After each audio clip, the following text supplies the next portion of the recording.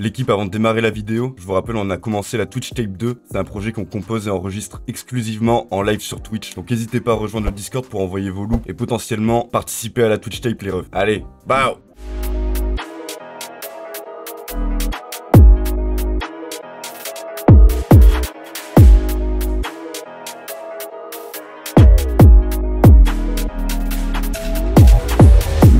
Ouais l'équipe, nouvelle vidéo. Aujourd'hui on va voir un peu des raccourcis et des astuces que j'utilise sur FL Studio pour être plus efficace quand je fais des prods pour aller plus vite. Allez, on va voir ça de suite l'équipe. Wow. Bon alors du coup on est dans FL, on va commencer par la fenêtre du haut. Ici on a pattern song, c'est pour quand on play, ça play soit dans le pattern, soit que ça play dans la playlist. Et du coup ça on peut le changer juste en appuyant sur L. Après ici on a pour play, espace, classique, pour rec, R, pour armer, hop, et R pour enlever. On a le métronome qu'on peut activer avec CTRL M, c'est pratique quand on rec. On a le 3-2-1 là, c'est un décompte pour quand on rec aussi. Comme ça fait un décompte avant de lancer l'enregistrement. Quand on veut faire des mélos ou des trucs comme ça, c'est plutôt pratique. Et après on a Stick-On qui permet d'activer le piano avec le clavier du PC. Si jamais il n'y a pas de clavier MIDI, on active ça en cliquant dessus ou en faisant CTRL T. Et du coup ça active le piano sur le clavier de l'ordi. Et par contre il faut faire Bellec parce que quand c'est activé, il y a des raccourcis dans d'autres fenêtres qui marcheront pas. Donc du coup, nous, on va les activer direct. Et voilà. Et après, il y a aussi cette touche, en faisant clic droit, qui permet de créer une automation sur n'importe quel paramètre qu'on vient de toucher. Donc ça, c'est pratique dans des effets qui sont pas natifs d'FL. On touche un peu le paramètre qu'on veut automatiser, et on vient là, clic droit, et on fait Automation Clip. C'est plutôt pratique. S'il y a des paramètres, on a juste à faire clic droit sur le paramètre Automation Clip. Il y en a, quand c'est pas natif d'FL, ça apparaît pas forcément. Ensuite, on va voir les raccourcis pour les exports. Du coup, classique. Hein. CTRL R pour faire un export en Wave. CTRL et SHIFT R pour faire un export en MP3. CTRL O pour ouvrir un projet. Et du coup, là, on va voir les raccourcis pour ouvrir les différentes fenêtres qu'on utilise dans FL.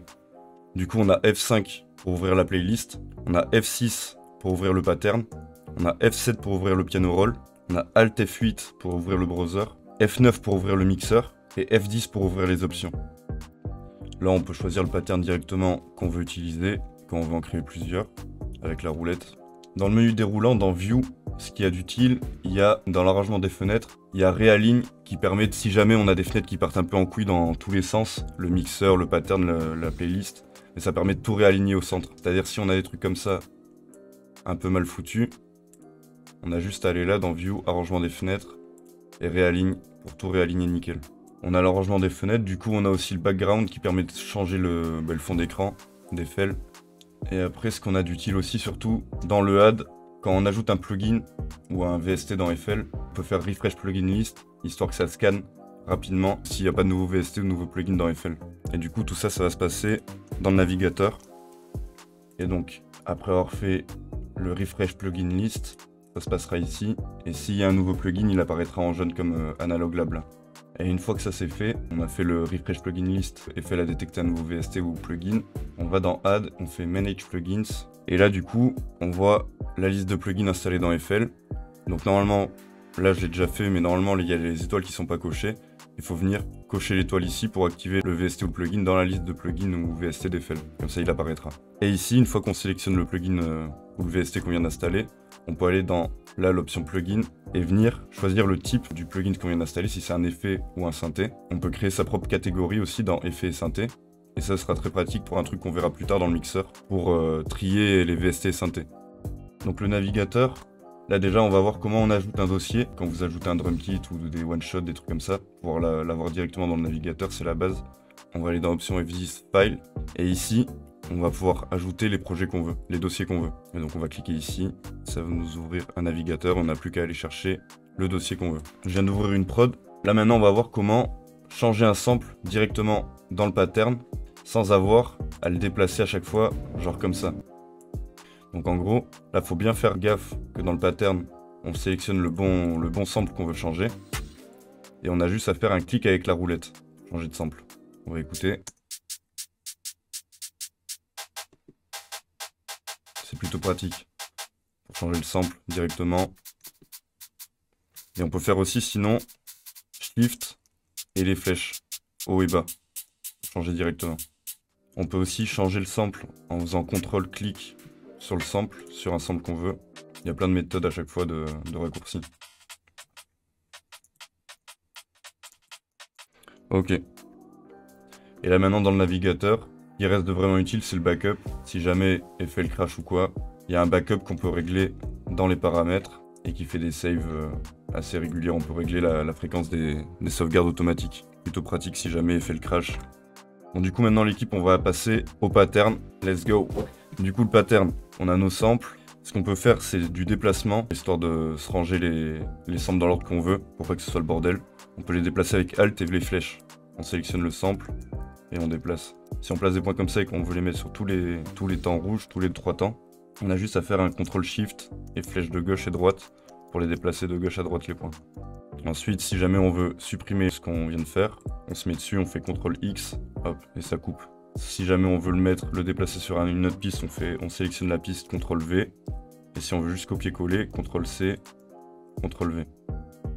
Là, si on veut envoyer un sample dans le mixeur, là on peut, si le mixeur est vide, qu'on n'a pas de template, on peut faire juste un CTRL-L pour que ça aille chercher une piste du mixeur vide. Et sinon, ce qu'on peut faire aussi, on sélectionne le sample, F9 pour ouvrir le mixeur, on va choisir la piste qu'on veut, CTRL-L, et là ça l'envoie dans la piste qu'on veut. Et si jamais on veut envoyer plusieurs samples dans des pistes sans template, on veut juste des pistes vides, on sélectionne les plusieurs samples en faisant CTRL et en cliquant sur un sample, sur les samples qu'on veut, et CTRL-L. Hop, et ça les envoie dans des pistes vides. On peut aussi rapidement renommer un sample en faisant la molette sur le sample, clic de la molette, changer la couleur, le nom. Sur un sample qu'on veut supprimer, on peut direct faire clic droit D, et là, hop, on peut désactiver ça et on le supprime. Clic droit D, ça supprime les samples.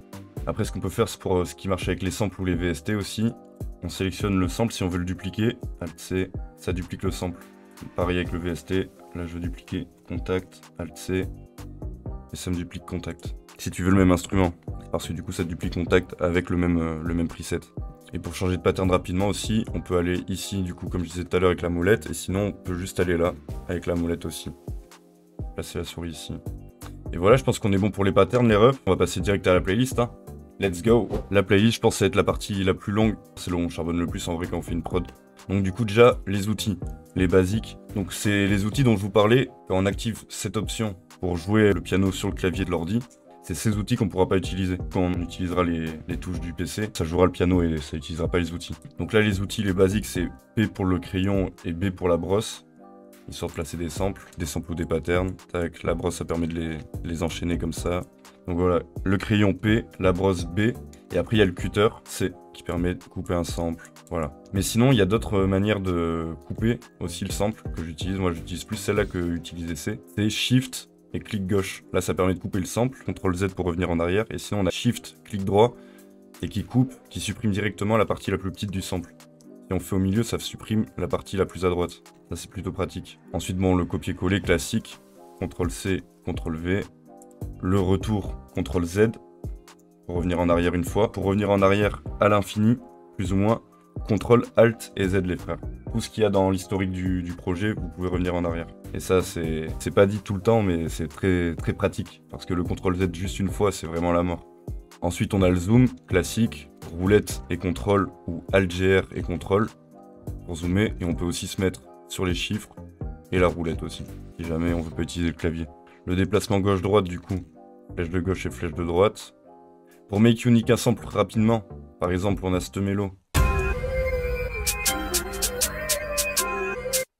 Et on veut juste, sur le début, ces 8 mesures, qu'elle soit pitchée une octave en dessous. Bon, on va le make unique, on fait clic là, M, et ça le make unique direct. Et là, voilà, on fait nos trucs, nos bails, tout ce qu'on veut. On a le zoom aussi pour zoomer une zone, ou dézoomer une zone. Par exemple, on est comme ça, hop, on veut revenir direct, contrôle et clic droit. Pour dézoomer, pour élargir en hauteur, c'est Alt et roulette. Et par exemple, si c'est le bordel, on a des pistes comme ça qui sont pas toutes à la même taille et qu'on veut revenir sur un truc clean. On va ici, dans l'option View, et Resize All Track, 100%, bam. On a aussi, pour changer le style de modification qu'on applique ici, on a M, qui change là, c'est ici, ça se passe ici. Là, on est sur les samples. Donc là, pour couper un sample ou pour le stretch, là, c'est Shift M pour le passer en mode stretch. Et là, on l'accélère, on le ralentit. Et Shift M pour revenir en découpage normal. Là, ce qui est sympa, c'est le slide qui permet, imagine, on veut juste cette partie de la prod, on veut l'éloigner là avec l'intro, mais on veut garder l'automation ici, sur cette partie. Mais là, on va faire slide et on va juste décaler comme ça et ça décale juste toute l'automation nickel. Aussi pour faire des loops ou des sélections, pour exporter une sélection ou faire des loops, ça se passe ici, CTRL, clic gauche, on reste appuyé et on vient sélectionner la partie qu'on veut. Et on peut venir la décaler en faisant Shift, clic gauche. Si on veut juste décaler sur un autre 8 mesures, pour revenir au début. Et si on veut l'agrandir sans tout enlever, on fait Shift, clic droit. Et là on vient l'agrandir ou le rétrécir. Ensuite, si on veut déplacer un sample sans être obligé de s'aligner sur la grille, là on est sur la grille d'Eiffel, zoom à fond, on n'est plus sur la grille. Mais si j'ai pas envie de me faire chier à chaque fois à zoomer à fond, mais je peux déplacer le sample et rester appuyé sur Alt. Et là je déplace sans grille. Pour muter une piste rapidement, Alt GR, clic gauche sur la piste. Bon, pour dupliquer classique, on sélectionne ici, CTRL B, le classico. Et pour désélectionner, on a soit double clic, soit CTRL clic une fois, et voilà. Si jamais on a plusieurs pistes là sur un même pattern et qu'on veut commencer la construction, classique, clic droit sur le pattern qu'on veut et split by channel. On sépare par piste. Et voilà, du coup après on a nos kicks et notre basse. Ensuite, ce qui peut être pratique, c'est si jamais on veut venir ajouter une basse et qu'on veut la placer ici par exemple dans la playlist, juste pour l'organisation, on a juste à faire un clic droit I pour ajouter une piste. Et pour la déplacer d'en haut en bas, Shift et roulette et on déplace la piste. Imaginons que je veux trier dans la playlist par groupe, genre mélodie, kick 808, drum. Je peux le faire rapidement en faisant clic droit I, roulette pour renommer le track, mélodie. Vas-y, on va se mettre en bleu. Et là, je vais venir grouper en faisant clic droit G. Et là, ça vient grouper les pistes. Je vais faire pareil après. Clic droit I pour insérer une piste au-dessus. Là, je fais roulette. Je vais mettre kick 808. Je vais mettre en violet en général. Et là, on va faire clic droit G. Et là, pour les drums, pareil, clic droit I, roulette. Les drums, je les mets en orange. Là, on va faire clic droit G. On va fermer. Et pour aller vite, clic droit et on reste appuyé sur G. Comme ça, on a juste à faire des clics droits. Bam. Bon, l'équipe, on va couper la vidéo en 2 parties, histoire que ce soit plus digeste. Donc, rendez-vous la semaine prochaine pour la suite des tips et astuces FL Studio, les frérots. J'espère que cette première partie vous aura été utile. N'hésitez pas à mettre un petit like, un commentaire pour me dire si j'ai pas oublié des trucs. Et voilà, les frérots. Force à vous, prenez soin. Bao! Sexy